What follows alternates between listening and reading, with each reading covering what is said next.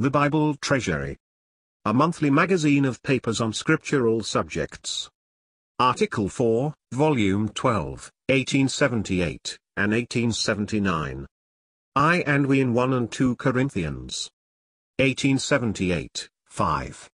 Remark the singular beauty and fitness, as to feelings, of the way in which the Apostle passes from I to we in 2 Corinthians 2 verse 14, and more variously in chapter 7, where he passes from one to another, so in chapter 8, and the chapters which follow, as chapter 9, save verse 11. See how he turns in chapter 10 verse 2, and the mixture in verse 8. The Apostle is one. Paul is I, and his heart made him so with the Corinthians. See much of the I, as it were foolishly. Chapter 11 verse 21 brings in we, but is generally I.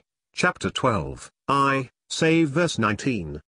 The same interchange in chapter 13 as in chapter 8. Chapter 3 is all we, chapters 1 and 2 being naturally varied.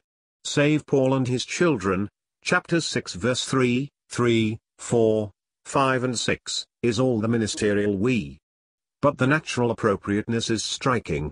See the change in 1 Corinthians 2 verse 6 as characteristic. So chapter 1 verse 23, so chapter 2 verses 12 and 13. See the change in chapter 4 verses 1, 2 and 3. See verse 9, changing in verse 14.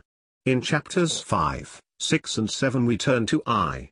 In chapter 9 we return to the apostolic we, in verse 15 to Paul again, and to the end, save chapter 15 verse 15, only he has mentioned the apostles.